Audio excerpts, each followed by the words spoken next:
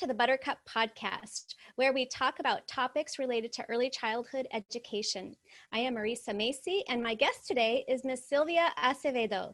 She is an entrepreneur, investor, business leader, and rocket scientist. Yes, rocket scientist. This is so cool.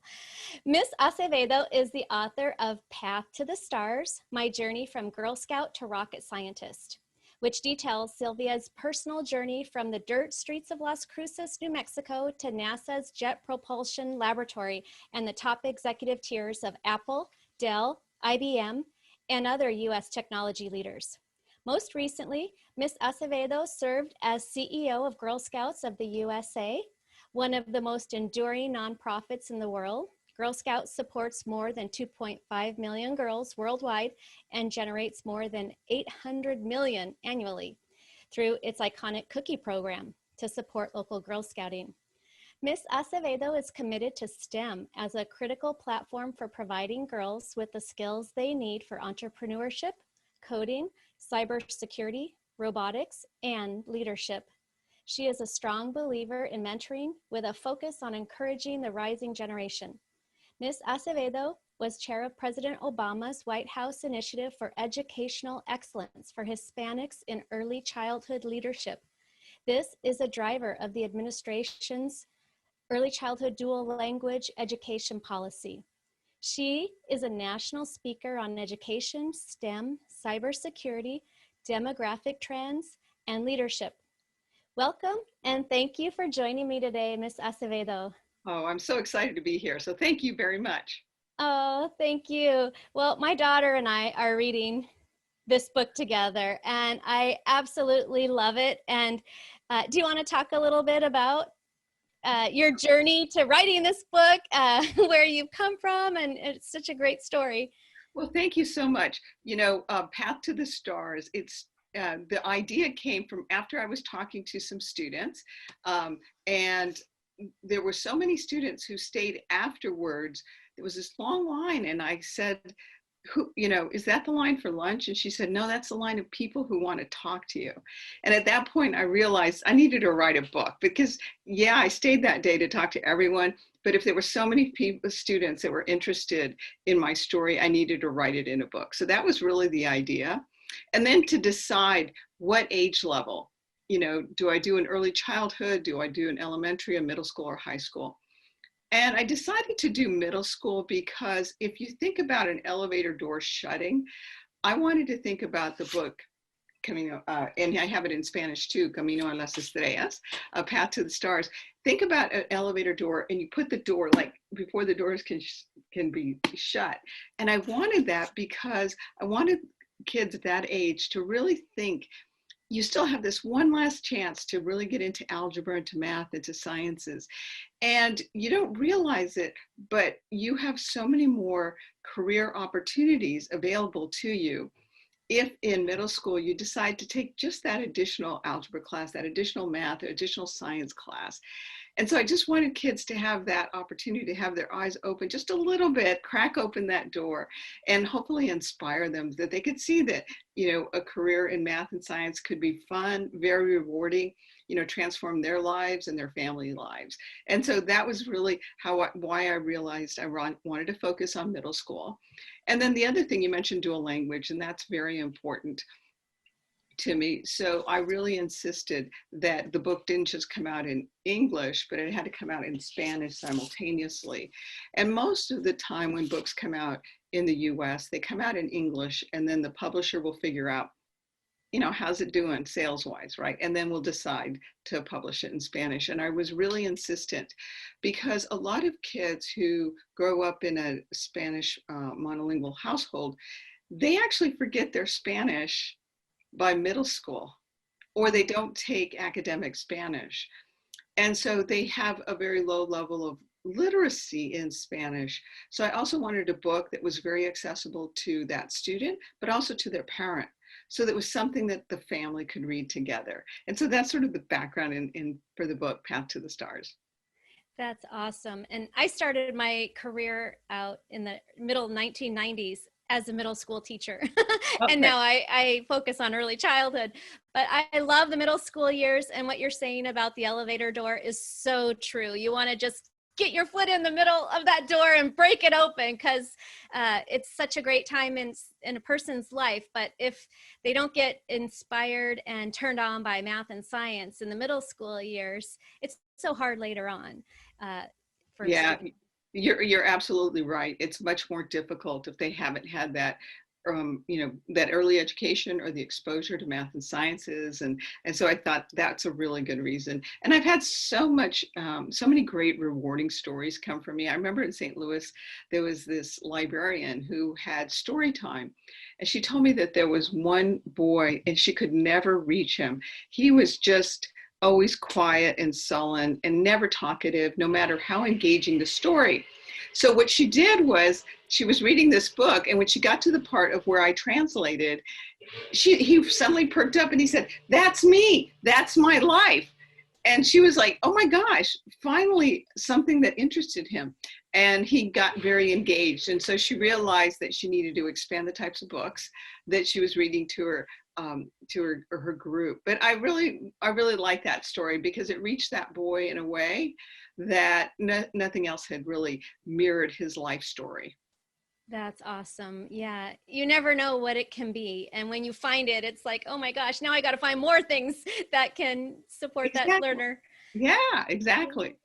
Well, you are, behind you is your Stanford University diploma. And can you share the story about being the first Latina in engineering at Stanford University, and where you came from? And you and I both have in common New Mexico. Before I moved to Florida, I lived in the foothills of the Oregon mountains, in Las Cruces. And I know that's where you came from. And do you want to share a little bit about your journey? It's so Absolutely. inspiring. And you would really notice in the book too, that's kind of like the Oregon Mountains in the background.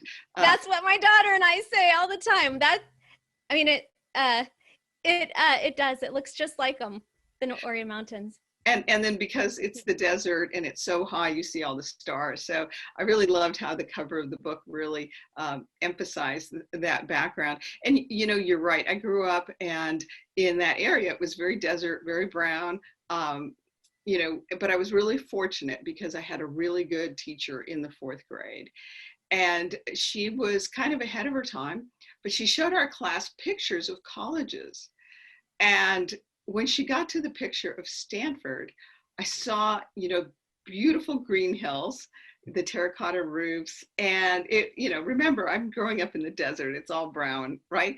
And I just blurted out, "I want to go there." And lucky for me, my teacher walked over to my desk and she looked at me and she said, "Sylvia, that's one of the best schools in the world." And she said, "And you're really smart and you can go there." And Oh, at that moment in time, as a ninth grader, as a 9-year-old in fourth grade, I decided to go to Stanford University. And, so then you're gonna make me cry, Sylvia. I know that's Oh, the power. That's the I love power. teachers. I know that's a power of teachers. She believed in me. And so at that moment, I believed in myself as well. And then I thought, okay, so what do I need to do? And get good grades. So I got good grades. And, but remember, I grew up in a monolingual Spanish speaking household. My family, all my grandparents are from Mexico. My mom was from Mexico. My dad was born in El Paso. And, we had challenges financially. So I saved my money and I was, really focused on going to Stanford. But then when I was in 11th grade, a junior in high school, my grandmother died. And she died in Los Angeles, and none of the family had money to bury her. And if you've ever seen the movie Coco, you realize for Mexican families how important, the entire afterlife and the burial and all that is. And so my family could not do that. And I remember I said to it's like, who had money? And I had been saving money since the fourth grade to go away to college. And I remember the morning after we found out my mom died, my dad and I went to the bank. We were standing outside the bank waiting for it to open up. And I took all my life savings and I gave it to my dad, and my dad and mom immediately drove to Los Angeles so they could afford to bury my grandmother. And I remembered at that time, I thought, okay, I'm not going to be able to go to graduate school. I'm undergraduate school at Stanford, but I'm going to go at graduate school. And so again, I reset my expectations. I got a great scholarship at New Mexico State University, and I stayed focused on getting good grades, doing all the things I needed to do to be prepared. And then I got accepted. And then when it was time to go to graduate school, I applied, and I applied only to one school, which, when I look back, I'm like, oh my gosh, but I applied to Stanford. And, I got in, and I was so very grateful. And then I had a very different experience too. I kept looking for scholarships, and there weren't any scholarships. And I thought, boy, this is going to be hard. And then somebody said, oh, Sylvia, you don't go for scholarships in graduate school, you go for fellowships. So then I started applying to fellowships, and I got a GEM fellowship that paid for everything, including paying me to go to graduate school. And so I became one of the first Hispanics, male or female, to have earned their graduate engineering degree from Stanford. And it all started because of that great teacher. Oh, that is beautiful. I interviewed Sam Donaldson, the journalist, and he's also from the Southwest. He grew up in El Paso and New Mexico, Las Cruces, near Las Cruces in the Borderplex. And one of the things he said is his mom was a teacher, and he said, education is the key to a good life, and it's so true. And you worked so hard to get where you are now, and it's such an inspirational story. Oh my gosh, I just love that. So one of the things that you got to experience was going to school, and Spanish and English were both languages. Do you have any advice for teachers and educators that are supporting English language learners and children that are learning more than one language? Yes, and I will say, I was really fortunate. I was in one of the first Head Start pilots, and I got a great teacher. So it's been my good fortune to have had some amazing teachers. And when here I am, a little girl in Head Start, and they were doing show and tell, and she realized I was not a crafty girl, and I didn't really like craft. And so but she noticed I really like books. So when everybody else did show and tell, she assigned me to tell a story about a book I was reading. And I thought, oh my gosh, no one else is doing this. I was really nervous. And then she said, I want you to go home and practice with your mother. Now, my mom was monolingual Spanish speaker. And so it was like, so then I had to translate, right? And then I also had to figure out how to make the story interesting. Right? So it was a great dual language exercise that I don't know if the teacher set that in mind, but wow, what a great experience for her. And then my mom also, to learn English, she would have me read the story aloud in English. And then I would have to translate it. So what a great way for activity with a family, right? And then both the parent and the student are learning and engaged in something fun. So I think that was a really great experience in dual language. Also, one of the things that I always like to emphasize in dual language is that it opens up a world of opportunities, and it also wires your brain in a magnificent way.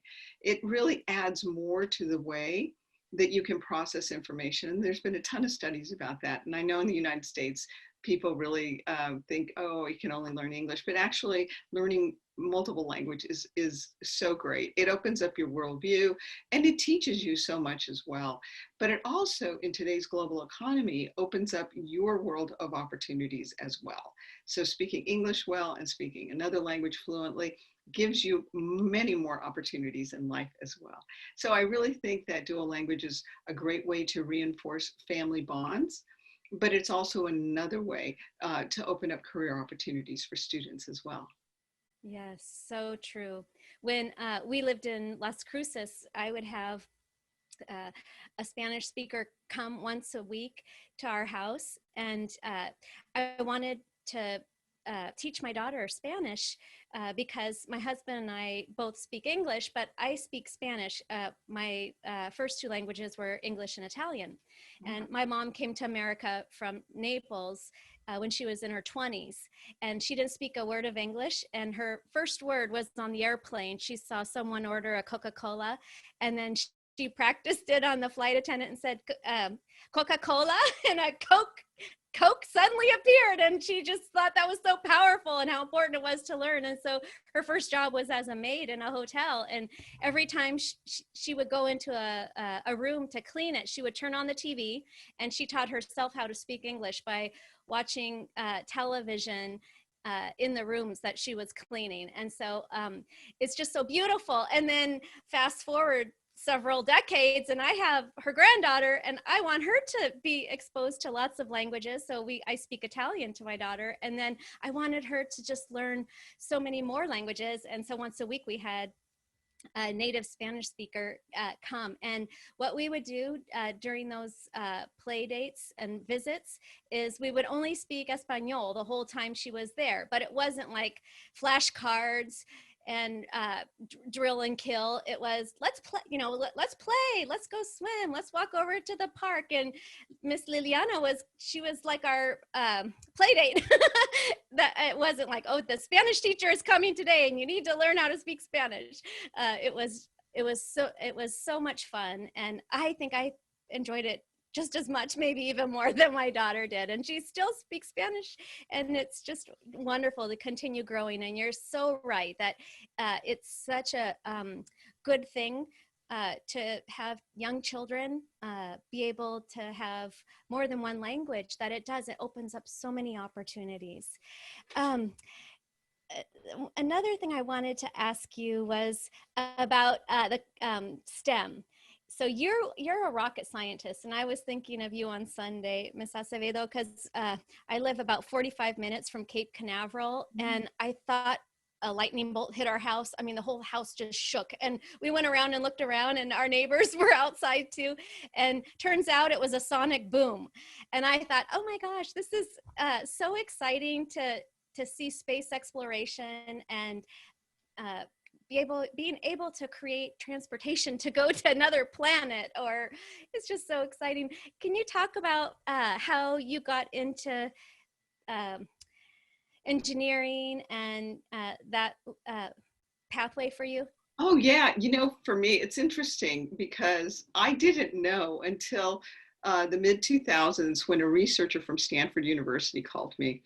And they said, we're trying to figure out, because you're one of the first male or female Hispanics to have ever gotten a graduate engineering degree from Stanford. And unfortunately, you're still one of the few. So, and you came from a part of the country that at that time we weren't really recruiting from. So how did you know about Stanford? And then how were you prepared? Like, were your family rich ranchers? No. Your family academics? No. So how did this happen? And the more they asked me and interviewed me, and luckily it was a really good researcher, that I hit upon the time that, when I was in Girl Scouts, we were camping, my first camping trip. And I was looking at the stars, those beautiful stars in New Mexico. And my troop leader came and she sat next to me. And she pointed out that those twinkly lights up there were actually constellations. And she pointed out the Big Dipper and the Little Dipper. And she taught me about planets and stars. And I had no idea. But later on, she remembered when we were earning badges, and she said, why don't you earn a badge in science?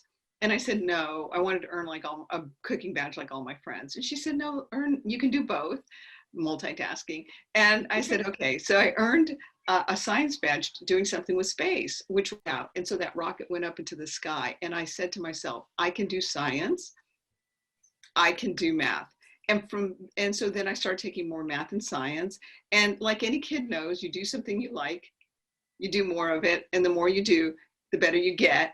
And the better you get, the more you do of it. And so I ended up, I got so good at math, I became a rocket scientist.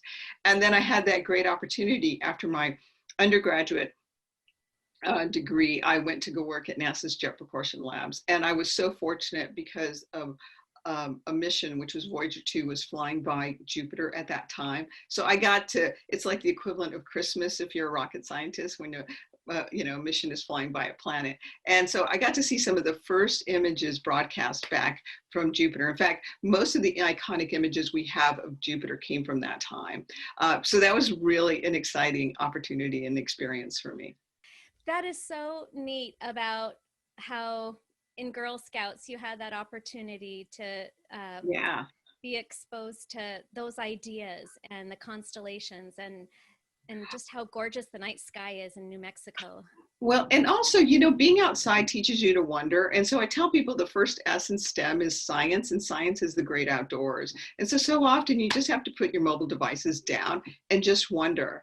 And that's why I think space exploration is so fantastic, because that is the ultimate wondering, right? Complex universe, it's like huge. So it really makes you stretch your boundaries.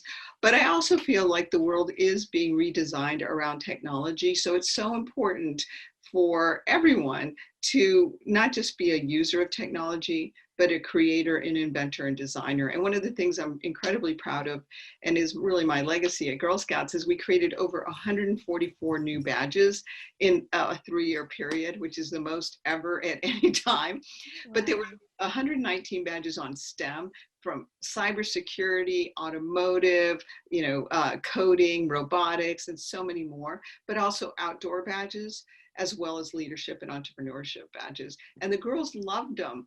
Just the STEM badges alone in 2019, over 1 million STEM badges, and 750,000 in the great outdoors. And that teaches you so much about leadership and self-efficacy and teamwork and collaboration. So I'm really proud of that. But I also know that they now have the skills. So as the world is being recreated, they can participate more fully instead of just being a user. That is great. Last summer, you and the CEO of General Motors, who's also a woman, speaking of leadership, you both did a Zoom conference for girls, and my daughter and I went, and she was so excited about the automotive badge that you were rolling out really last summer. I'm so excited about those badges. I'll tell you, some of the concepts that are ingrained in that for elementary school are things I didn't learn till I was in graduate school. So design thinking, the 5S manufacturing system, wow. So once they learn it, and obviously it's been done in a way that is age appropriate for girls, that they'll never unknow it. And so they're going to approach life in a design thinking way. So that is just such a great advantage for them in life. So I'm really excited about those automotive badges. Plus, hopefully we'll get some new ideas of how to create, transportation that, doesn't use as much gas and is better for the planet, and other options like that. Yeah. Well, my daughter is in the age group for brownies, Mm-hmm. and there were 2 challenges or options that you could explore, and one of them was create an automobile for an animal. And she loves animals so much. So anytime we'd see an animal, we would go for a walk, and she'd say, "Oh, there's a squirrel. What type of automobile could we make for a squirrel? Maybe this." Anyway, it was just so much fun, and it's such a great way. That's by design, because we found in Girl Scouts that almost all the STEM curriculum was designed around what interests a boy. And so but we also know animals are really important to girls, especially young girls. And so having that idea of how do you help an animal that's injured get to help is something that when you say to them, do you want to design a race car? Nah, not so much. But this animal is injured. Do you want it to get help? Yes. And then they'll design a vehicle. So we really did our research and found out that girls really cared about getting, people or animals to safety, or to get the help and assistance they needed. And that really triggered, just like your daughter, so many ways of thinking about how to solve that problem. Yes. And I saw an interview with you where you were talking about some leadership and sales lessons that you learned as a Girl Scout growing up, and then also in adulthood, about not taking no for an answer. And you wanted to talk a little bit about that? Yeah, I just love that your was so stories. important. Again, remember, I grew up in a very classic Mexican American household, right? Children aren't supposed to speak until they're spoken to. And I got into Girl Scouts and I loved it, but my family had, financial challenges. And so the way I was going to be able to participate was by my cookie sales. And my troop leader, she taught me two important concepts. One is, how do you create opportunity? So I wanted to do everything. So she said, well, if you want to do everything, you have to sell this many boxes of cookies. And I thought, oh my gosh. But she taught me something so important, that your opportunities or your dreams, you break them down into smaller pieces. So it's not like you have to do everything at once. And so she said, okay, we have 6 weeks to sell all these cookies. So how many weeks, how many boxes do you have to sell every week? And then that seemed a lot more manageable. But then, I sold to my family, everyone at church, and I still had a lot of boxes. So I knew I had to sell to people I didn't know. And that was really tough. You come from a household where you're not supposed to speak to adults until you're spoken to. So that's when my troop leader taught me another important lesson, which was never walk away from a sale until you've heard no 3 times. And, that was important because I honed in on a neighbor who I hadn't really talked to, but I saw her coming in and out of her station wagon. So I went up to her and I said, would you like to buy some Girl Scout cookies? And she said, no. And I looked at her, I stood there looking at her, and she looked at me like, I said, no, little girl. And if there would have been a thought bubble like a cartoon, it would have said, Mrs. Provine says, don't leave the side of a sale until you hear no 3 times. So I looked around her and I said, is there anybody at your house who else would want to buy a box of Girl Scout cookies? And she said, no. And again, she looked at me like, okay, go away, little girl. And I stood there and I said, could you make anybody's day by buying a box of Girl Scout cookies? Oh. And she bought 1 box. And I was like, that taught me so much. That taught me about persistence, resilience, and trying to figure out, how do you get to common ground? How do you get to that yes? And that lesson, those 2 lessons, how do you create opportunity? And then also, not leaving a sale until you've heard no 3 times. I mean, that helped me so much. It helped me throughout my high school. It helped me go on to college when the guidance counselor looked at me and said, girls like you don't go to college.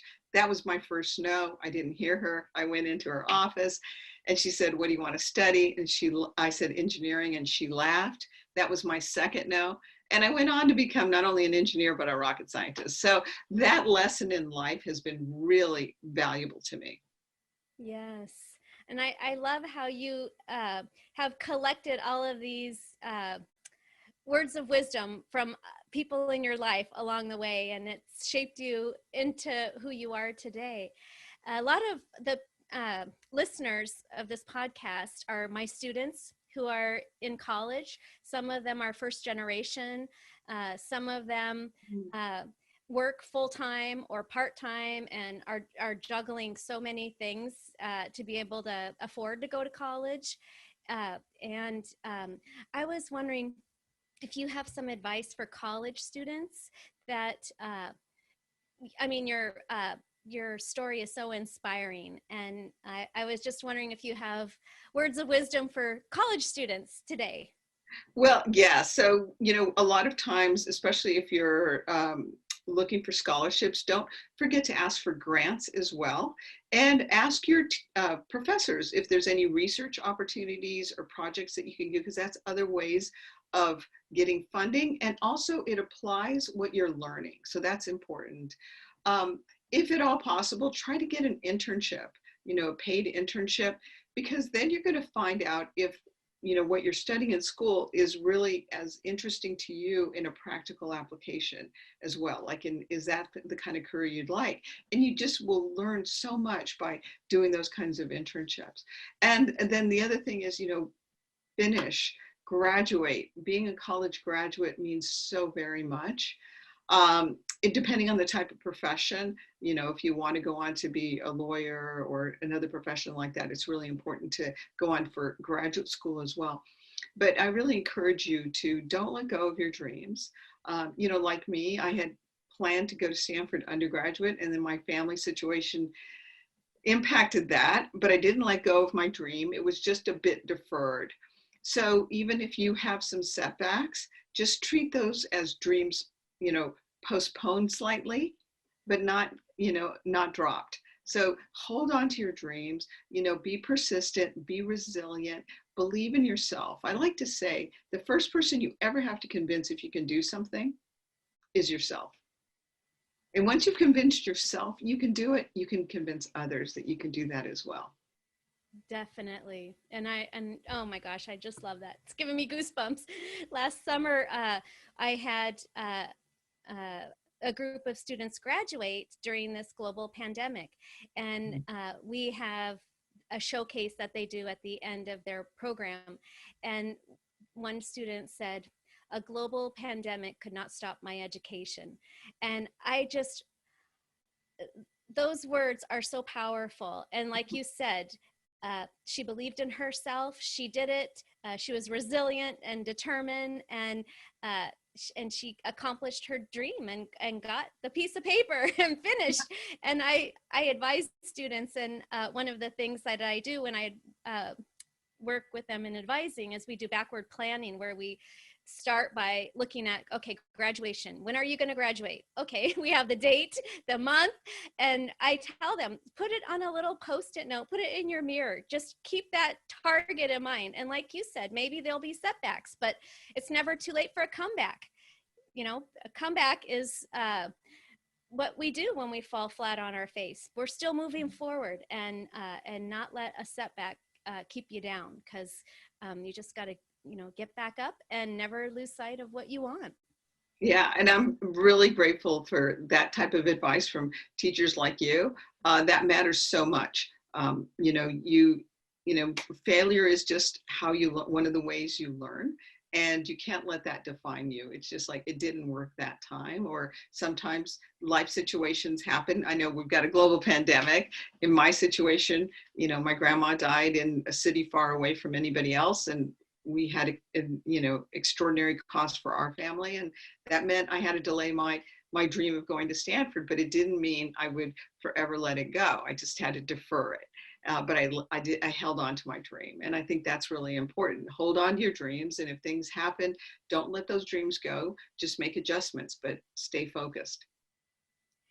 Do you have any favorite memories from your career so far? I've had a lot. I've traveled all over the world. I was a business executive. Those are all fantastic memories. One of the things that really stays with me, and one of the reasons you see me wearing glasses a lot, is after I sold a company, I had some time and the ability to have many more choices, and I decided to take a break from technology business, and I started helping out. And I went to my neighbor said, we need bilingual folks to help students read at this Title I school.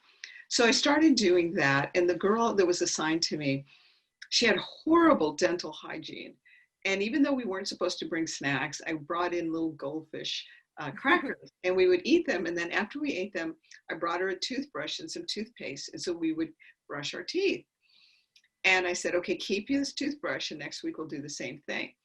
So next week came, she forgot her toothbrush. The week after that, she forgot her and I brought her another toothbrush. So I finally went to Target and I bought a bunch of toothbrushes. And so every week I kept doing that. Finally, after 6 weeks, she remembered her toothbrush. And I said, you remembered your toothbrush? That's so great. She goes, no, not everybody in my family has a toothbrush. And I was like, oh my gosh, her family, they didn't even have toothbrushes. So I went to the teacher and I said, I can't believe it. This kid all she needed was a toothbrush for dental hygiene. And the teacher said to me, Sylvia, every kid in this class has a problem. My job is to teach. She said, by the way, do you have $35? Because this one kid's glasses broke and he doesn't have the money to fix it. So of course I gave her the money. But what I realized is I'm not the best one-on-one, but I'm a systems person. So I saw what that teacher was saying to me was there was a mismatch between the number of people that needed support and her. She was much better at the one-on-one or one-on-few. So I started doing research, and I discovered that 1 in 5 kids in elementary school needs glasses. And of those, half will never get glasses. They will never get their vision corrected. And so they'll tend to drop out, etc., even if they have vouchers. Because what happens is the vouchers are kind of what they call the ugly glasses. And so kids don't want to wear those. So I said, okay, I created a system. I got donors, I got a vision van. And in Central Texas, where I lived in the Austin area, there were 11,000 kids that needed glasses. And we went to different organizations and they said, that's too many. So we got all the resources, we got volunteers and got the vision badge. So 11,000 kids got glasses.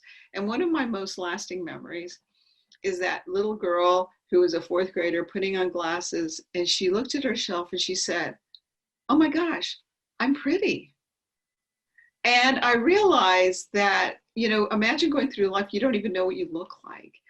And I could see that in the early grades, kinder and 1st grade, we would get kids that needed glasses and they were from every classroom. But by the time the kids were in the 4th grade, all the kids that needed glasses were in one classroom. So that tells you that already their educational attainment has been compromised. And we were able to outfit those kids and suddenly they could see the school, you know, they could see the classroom, they could see the blackboard, they could see, or the whiteboard, they could see all of that. And it makes me feel really good because I realized they had something, they had their vision, which would allow them to be educated. So that I think is one of my warmest memories. That is awesome. As far as exciting things happening now, this is fall, and one of my favorite things in fall is apples, apple cider, pumpkin spice lattes. I mean, I'm not like super excited, but there's not a lot of ways to notice the changing seasons here in Florida, so I try to grab on anything. And I remember Las Cruces, how the smell of roasted chilies. Oh, I wish that I had like a candle or something. I just love that smell so much. Is there anything that you're looking forward to either now in the fall or in the future? Well, you have a bunch of hatch chilies in my freezer because I love that. And you know, for me right now, I'm taking a bit of a break, and then I'm really looking at the different ways that I can contribute and give back and continue to lead. So I'm really looking forward to that and getting back into shape. I was traveling 65% of the time, so it's really nice to be able to exercise regularly again and read at, leisurely and kind of recharge the batteries so I can go back and continue to make a difference and improve the lives of others. Well, thank you so much. You do improve our life at my house. We are just enjoying this book so much, and your work with the Girl Scouts is just such a wonderful legacy, and with the STEM badges, I just thank you so much for all you do for girls and children. And for listeners who want to follow you, is yes, there so on Facebook, it's just my name, Sylvia Acevedo, but on Instagram and LinkedIn, it's Sylvia Elia Acevedo, and you can follow me on those with those handles. Well, thank you so much, Miss Sylvia Acevedo. You are a rocket scientist, a rock star in our household. Well, thank you. And just so inspiring. Thank you, thank you, thank you. Oh, you bet. And to all the teachers, go out there. You have one of the most important jobs in the world. And I am so grateful to all teachers. They transform my life. And so thank you. It's an amazing profession, and you are all amazing individuals. And thank you so much. Really appreciate this, Marisa.